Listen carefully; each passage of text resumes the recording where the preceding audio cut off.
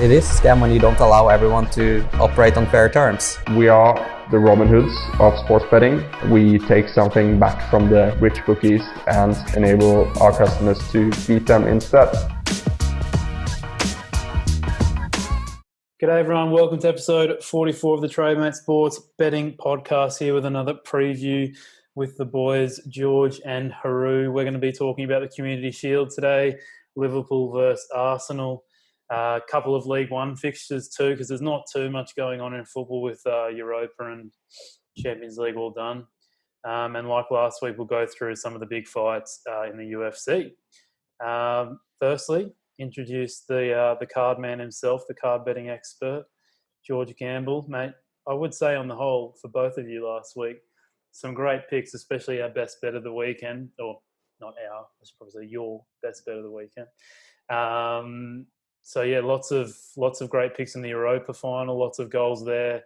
Monaco Reims, you got a few there, and also the Thiago Silva booking, which is nice, mate. You must be happy. Yeah. No, very pleased to be honest with both finals. Obviously in the elite European competitions. It's quite funny actually for the writing for Wheeler betting a preview the Sevilla Inter Milan final. I was the only one to get the correct score, predicted Sevilla 3-2, so I was also well happy with that. But yeah, no, again, with that one, though, in particular, I couldn't believe the price for goals. Like, it was insane. Obviously, the bookies got it the completely wrong way around. And obviously, an important thing in betting, obviously, finding those bits of value or something slightly overpriced there and obviously taking the advantage of it. So, obviously, yeah, very pleased with that one. Yeah, again, PSG, Bayern Munich, I think everyone was expecting goals, weren't they? Everyone was expecting just to see an absolute hat full of goals. Obviously, just the one in the end. But yeah, Thiago Silva, the man, the myth, the legend, getting booked 5-1. That's crazy. 5-1, especially when you look at everything behind it. You know, like we explained last week, he's quite an emotional character anyway. You're up against the might of Bayern, who attack you very quickly. So, and it's his last game for PSG. So, kind of everything was sort of leading. He's probably more likely to get booked than not. But 5-1 for a centre half to get booked, even before the game's even started, it was massive.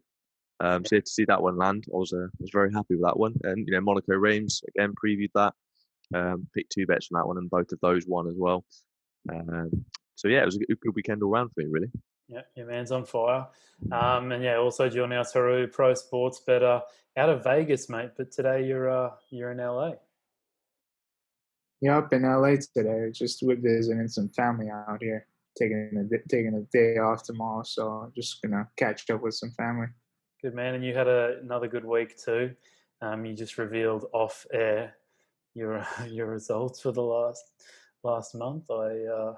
It's been pretty good. I mean, we've been on a pretty sick heater since like August of 2019. Last year, we've only had one losing month. So I mean, it's been pretty remarkable, our results. So I'm pretty happy with the direction we're going with. Do you dare to share how much turnover on air you've gone through this month so far? Yeah, close to 5 mil in turnover. It's not bad. Same, mate. I mean, I'm sure you've had worse months. Yeah, George, we have. I mean, this is going to be probably one of the highest turnover months we've done, just because everything is compressed. There's been a lot of stuff coming back with all the U.S. sports, so it's been pretty good opportunity to get some turnover down. Yeah, definitely, mate. All right, fellas, football quiz question of the week. Harout, you didn't send me a basketball one, so we'll have to go with football again. Most Community Shield wins, fellas, in the theme of this week. Arsenal, Liverpool, Manchester United, or Chelsea. So I'm sure, Harout, you'll be going for the first option, Arsenal. And George probably go with number 3, as always. Well, we might surprise you. I might mix it up. You don't know that. Last week was number 1, but this week's to be determined. All right, we'll see what happens. All right, let's kick it off, fellas. Community Shield. Arsenal, Liverpool. How good is it to see Arsenal in another game for a trophy? It's just a beautiful thing. Depends who you support, really, doesn't it?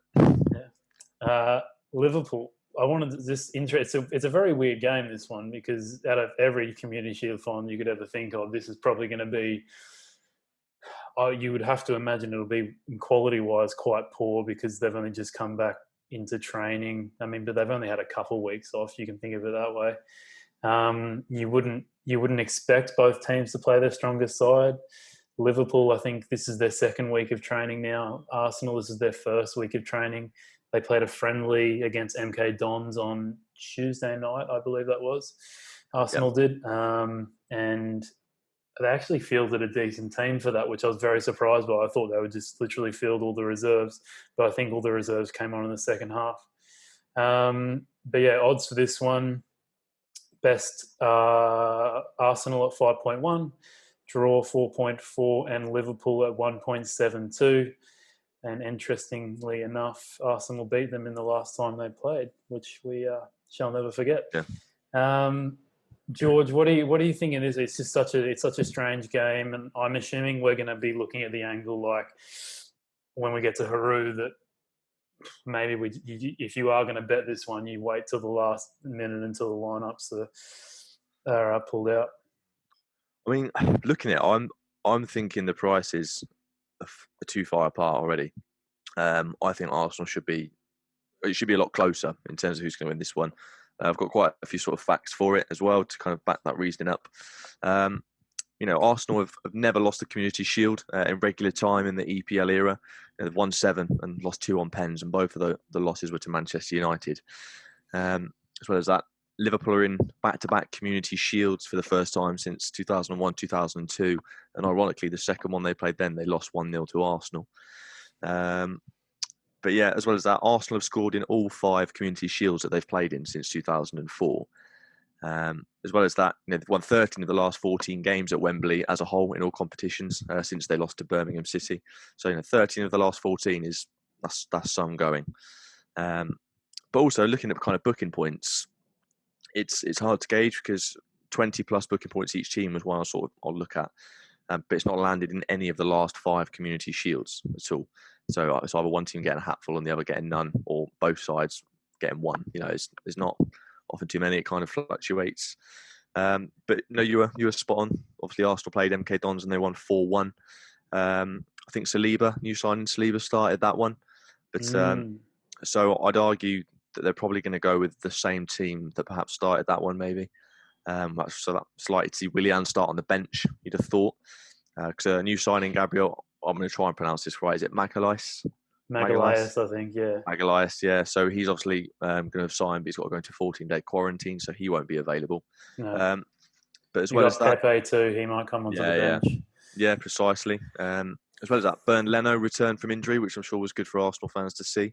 Obviously, they're number 1. However, it does obviously going to cause a big kind of decision for Arteta. Emiliano Martinez was excellent for you boys last season and filled in that gap really well. So, be interesting to see who starts that one. Obviously, Ceballos, he's not an Arsenal player at the moment, is he? So someone's got to come in and replace him. 100%. That's for me. That's the biggest problem with this team. I mean, obviously, there's a chance that he won't field a full strength lineup anyway. But I'd say defensively, he's going to get pretty close to 100%. Yep. Midfield. I mean, they started El Neni the other day, so that's a massive worry if El Neni's going to start, because then you've got Xhaka and El Neni partnering each other. Even though Ceballos doesn't have much going forward, decent bit going forward, but I mean El Neni's another fucking ballpark. So I think you're playing him down. I think he's probably the best Egyptian in the Premier League, isn't he? But yeah, so it'll be interesting to see if obviously El Neni, Guendouzi, or someone comes in to partner, say Xhaka. But for Liverpool, Trent Alexander-Arnold didn't travel to Austria, so perhaps Neco Williams will start in the fullback berth. Henderson's just got back into full training, so he might not be risked, but we know how important Henderson is, obviously, to that Liverpool side when he does play. Ryan Brewster was on loan at Swansea last season, but he impressed in Austria, so he could be in line for a start. We don't know. Van Dijk got a head injury the last time in their last friendly. It was against Salzburg, so he should start ideally. But just going by the facts, and obviously some of the players that could be missing for Liverpool, Trent and Henderson, large part of how they play. I know they've sort of been back a bit longer. I just feel with perhaps the pedigree that Arsenal have got at Wembley in the Community Shield, the last result against Liverpool, obviously, I just feel the price on Arsenal to win at 4-1 or 5.0 as we've got it over here, it's just far too much. It's far too high. So again, I might be sort of having a little dabble on, I think, because Arsenal to win over here, like I said, 4-1, and under 2.5. So I think that's landed in 4 of the last 5 Community Shields. That's 11-8. So if you combine those 2 odds, it's around, I think, 6-1. So that's unreal value considering the amount of times that's happened. But I'd quite like Arsenal double chance in this one. I'm going to avoid the card simply because it fluctuates so much. Not quite sure who the ref is yet, but I don't think both teams won't be getting obviously 20 points. I don't think that'll come in. So for me, Arsenal double chance is a great price. Just again, the odds are far too high for that. So the value here, I think, would be on Arsenal as opposed to Liverpool. Yeah, and like I said before, I was surprised with the team that Arteta put out for that friendly against MK Dons. It was actually pretty close to full strength. So there is a decent chance that he might just field, like we said before, that exact same team, which was pretty decent. It's okay. Harout, mate, is there anything happening in the markets at the moment? In a technical aspect, there isn't so much movement here. For me to get on a play this early, I'll probably wait a little bit to place my position just to justify, a real move. But as of right now, all I'll be doing is monitoring this particular game. I haven't put any positions yet. Exchanges just came out with the market maybe a day ago. So I'm gonna give it maybe another day or two and see what comes of it closer to the day of the match. Yeah, so this one's on Saturday night, I believe. Would you say it's similar to COVID times, I guess, when the Premier League was on, where it was pretty unpredictable what teams were going to come out? So there was just so much action going into that last couple of hours before the teams came out. Yeah, I would say so. I mean, during these unprecedented times, there's always, unorthodox moves happening in the marketplace. So, I mean, I keep my eyes open for any movement closer to the start of the game and see what we can snag up for value right before it starts. And what kind of movements do you reckon you'll be looking for in terms of finding the right team to back? I mean, obviously paying attention to lineups and things like that will be one of the more primary things I'd be looking for.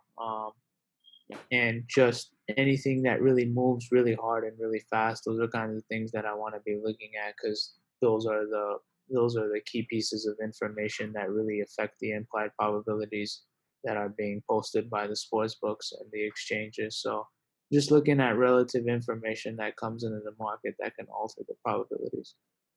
I mean, betting on the sharps as opposed to what most people are betting on the softs. I mean, I rarely am just sitting there at, maybe like 4:00 on a Saturday when the teams are about to be released. But you do notice on the softs that you get a bit of a chance. Maybe you get about 15 seconds before you can, maybe find some value there. But on the sharps, I assume it's a lot quicker. So, like, how often do you think you actually sit? Let's just say the team's released at 5:00 in the afternoon. Is it quite rare that you're actually able to get on a good price before they're slashed?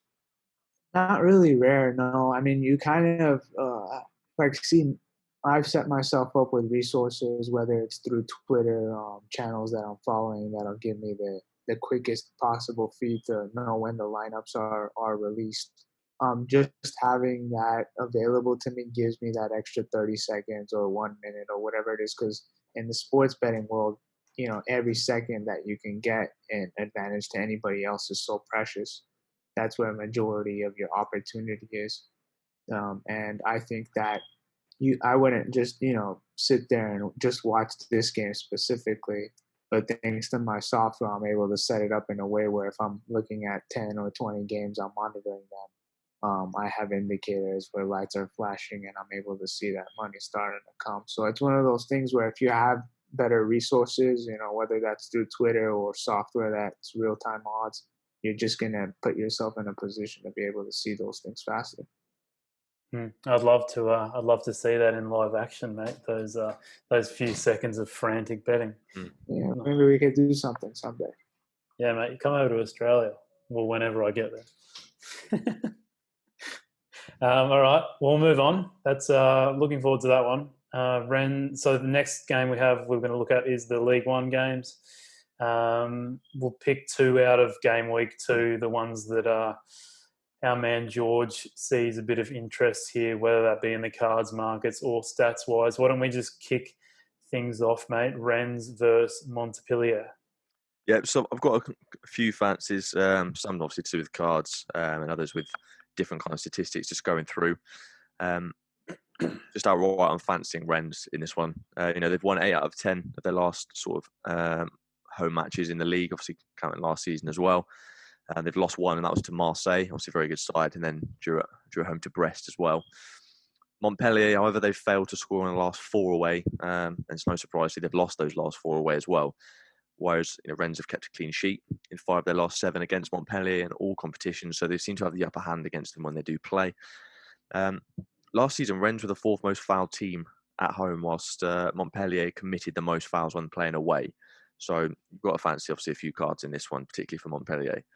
And in the in this fixture last season, this exact same fixture with Rennes at home, they won 5-0. So it wasn't just a lucky win; they absolutely pummeled them. And Rennes have just signed left winger Terrier from Lyon as well, a nice tricky winger as well. So a very good buy for them. And the key for me thinking this is a Rennes win is obviously Geronimo Rulli at Montpellier. He made the 4th most saves last season. And obviously the loan's expired, and I think he's gone back to Sevilla. So they've signed Omlin from Basel. So Rulli is a massive miss between the sticks, and as you know, the defence, if they've got a keeper behind them that they can rely on, they perform much better. So losing someone of Rulli's stature is going to be a big blow. So for me, last night I looked and it was 21-20 on Betfair.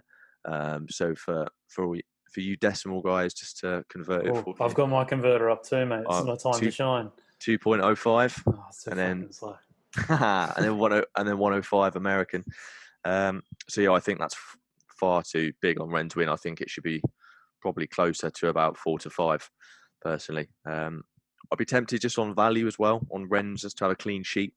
Because I think they've signed a strong centre half recently that they're hoping he's kind of young, so we'll see if he gets a start. But they've reinforced at the back. So that's 11-8, which I think is a great price considering Montpellier. I know it's into last season, but they've not really made any proper astute buys, as it were, to kind of change that. So Rennes clean sheet at 11-8 looks very tempting. As does Montpellier to see the most bookings as well. It's landed in 2 of the last 3 when they've played at Rojon Park, Rennes home ground.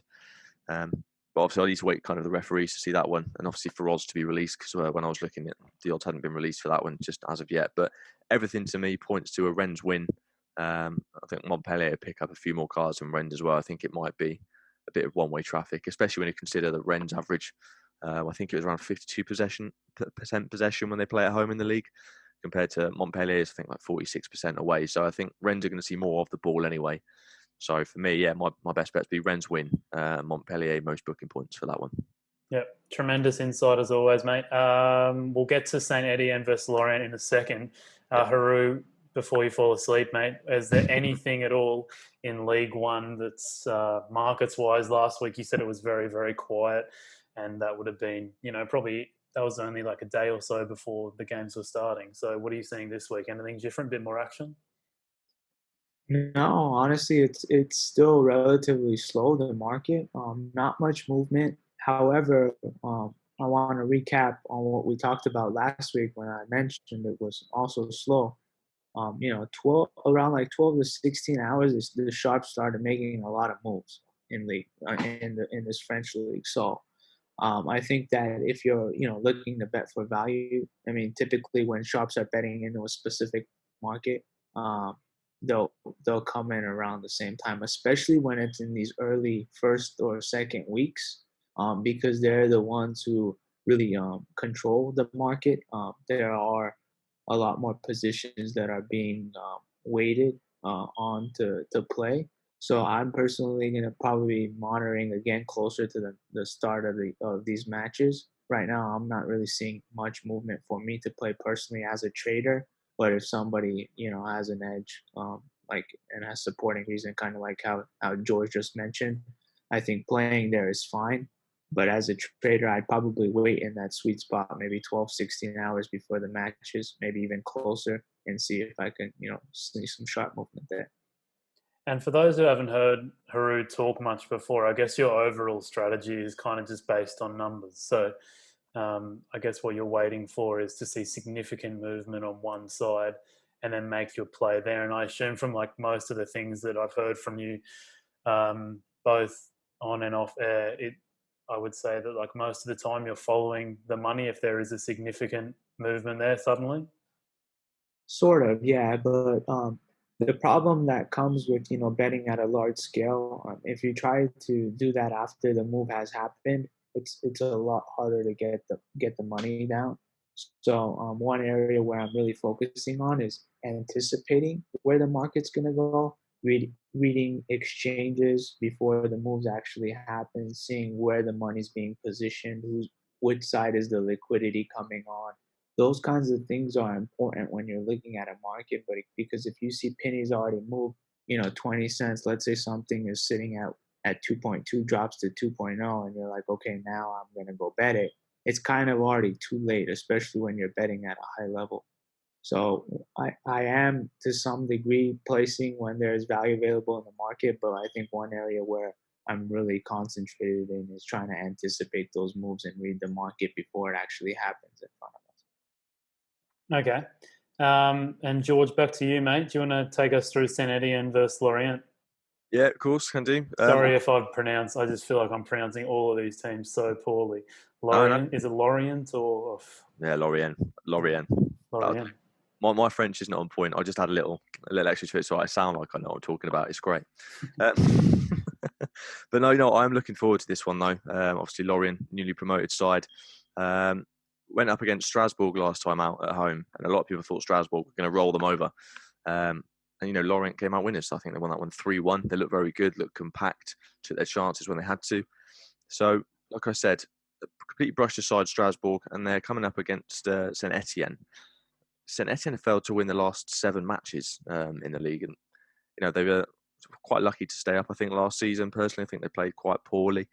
But looking at this, I'm trying to look at the fouls sort of market. And Lorient committed 17 fouls at home to Strasbourg. And, Strasbourg aren't the most attacking side ever. So to commit that many fouls suggests to me that Lorient are an aggressive team. Saint Etienne have conceded in, I think, 11 out of 14 home games last season and scored 2 goals in just 4 out of 14 home games. So clearly scoring goals is their main issue, as well as letting them in the other end. But they lost 1 and drew 1 at home to the newly promoted sides last season, and that was Brest and Metz. But I'd argue Lorient have got a bit more about them. So I think Lorient, if anything, should be fairly favoured here, whether that be on the double chance or not. But I think Lorient are still going to be quite aggressive all over the park. So for me, my best bets of it are going to be Lorient 20+ booking points. I want to see what the odds are on that first. Again, they haven't been released at the time when I was doing the research for it. So obviously, if it's pity for, I'd personally want potentially around 8 to 11 for that for me. Again, I'll do a conversion for you because obviously I'll probably go a bit bigger on that because I'm fairly sure that would happen. Obviously, again, depending on the ref. That's only about 1.73. 1.73, yeah, correct. So, but again, I think if I'd want a bit higher than that, but that's what I think it should be.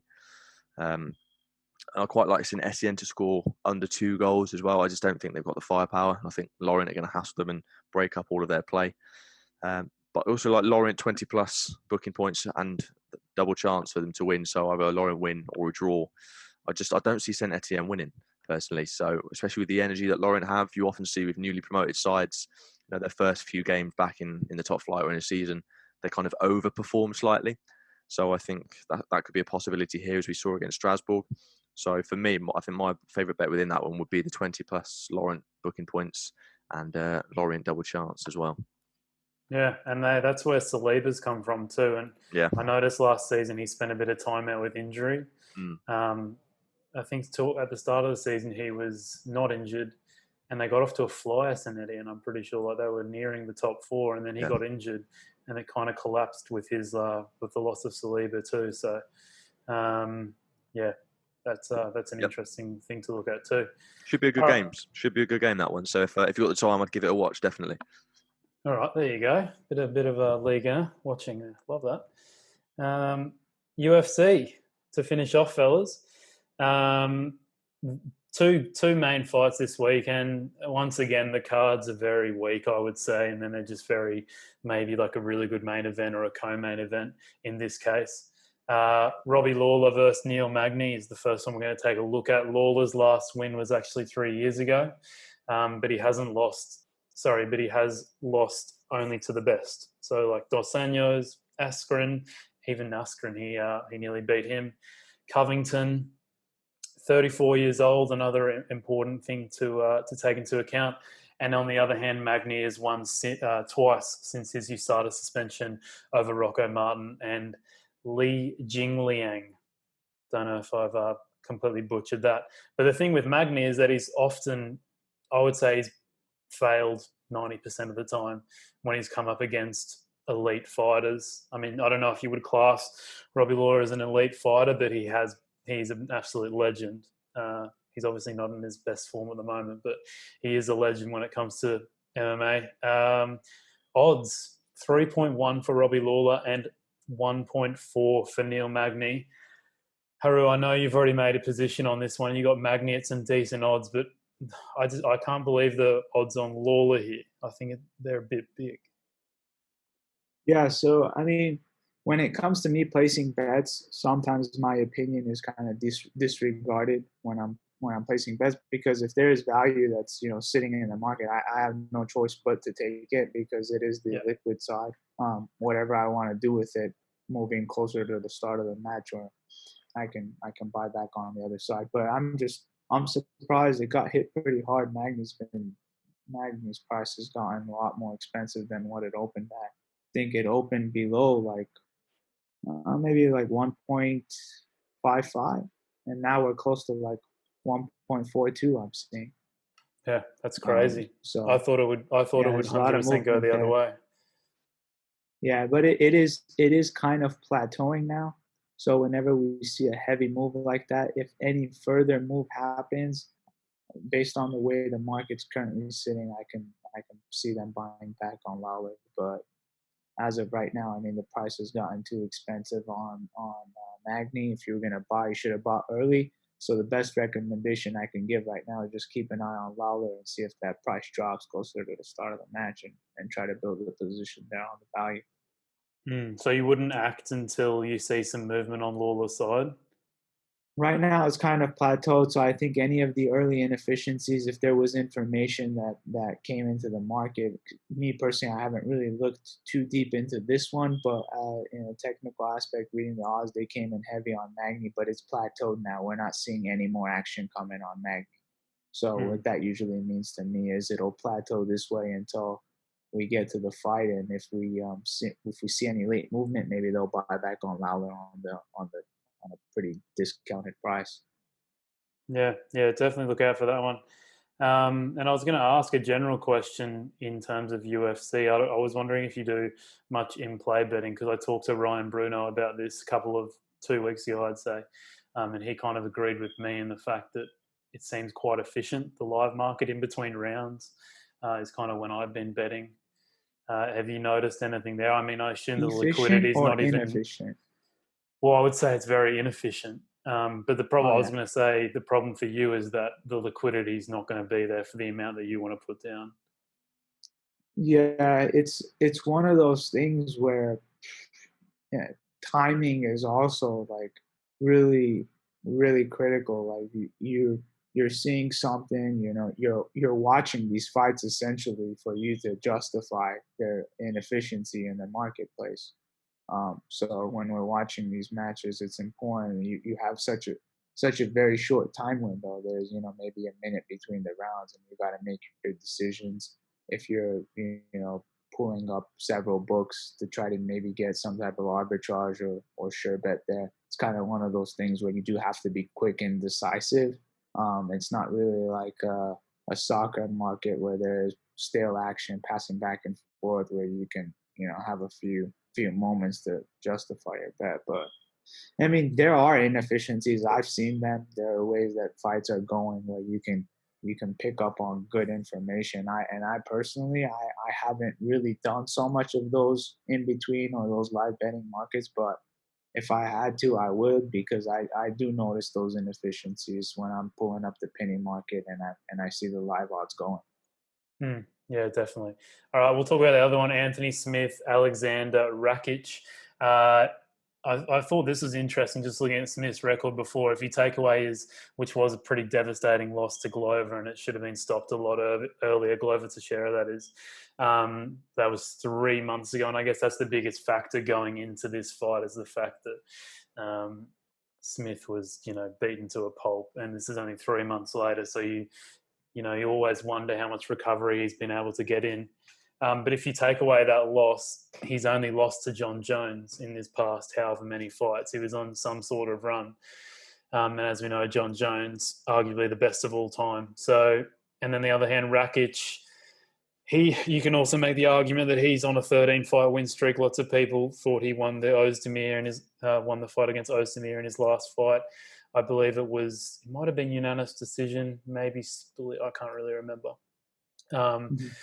And then I've written down here also, it might be worth an in-play bet if it goes past the first round, because Rakitch is very heavily favoured. He's a very explosive striker, gets lots of first-round finishes, so it might be worth a play. If Rakitch has a decent first round, even if Smith loses the first round, it might be worth an in-play bet there too.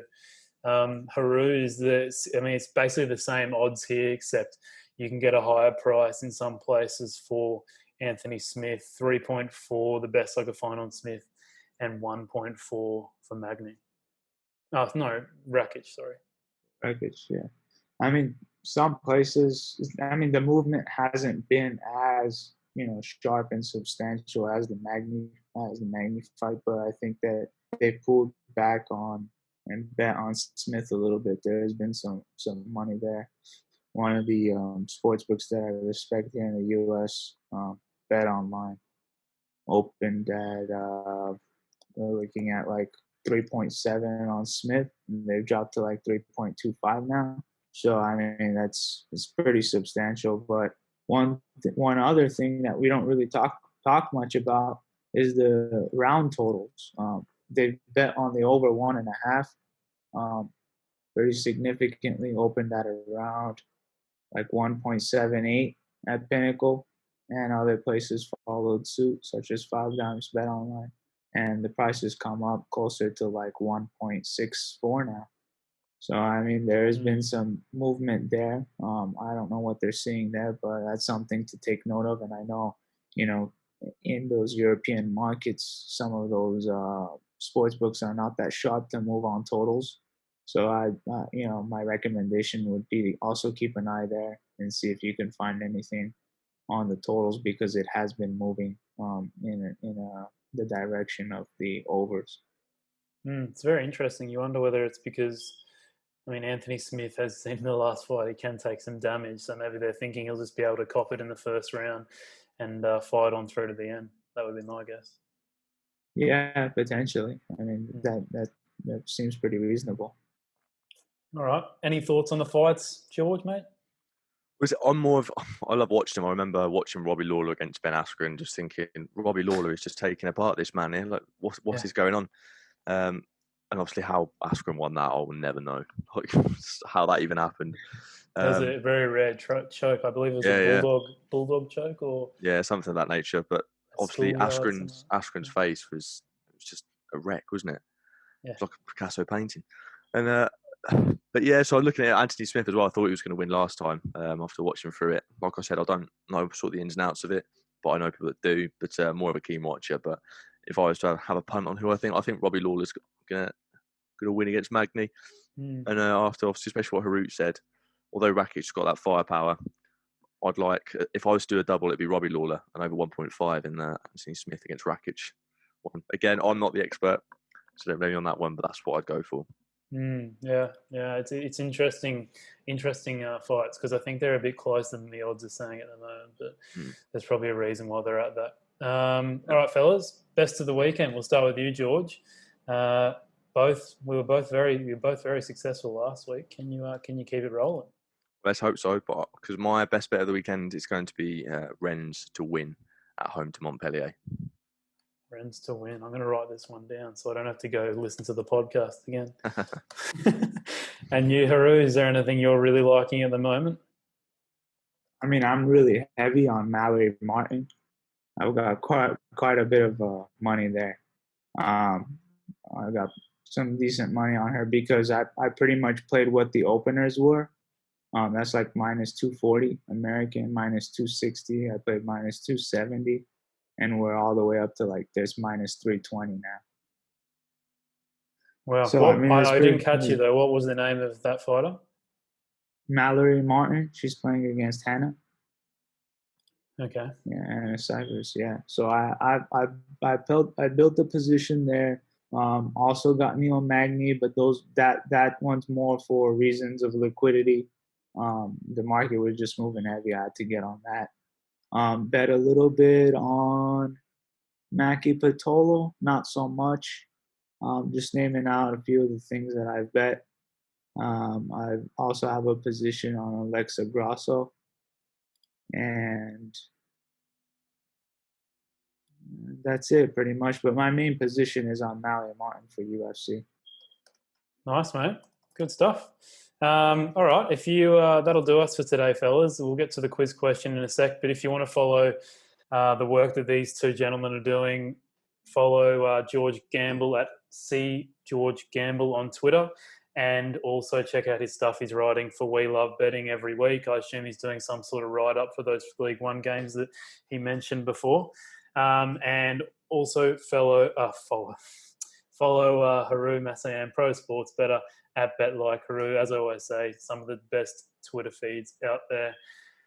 Quiz question, fellas. Most Community Shield wins. Here are your options again. Arsenal, Liverpool, Manchester United, or Chelsea. George, mate, how about you go first this week?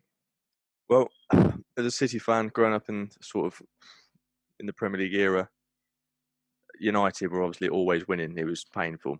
So obviously, naturally, they're either winning the league or the FA Cups. So naturally, with that, you're going to Community Shield. So because of that, being the most successful club, I'm going to have to say Man United. Oh, that hurts. What about you, Harout? What do you reckon? That was going to be my choice. I was going to throw him off today with the number 3. Great minds. This is the thing. When I was growing up, I played like a lot of FIFA, so I was watching a lot of soccer back in the day.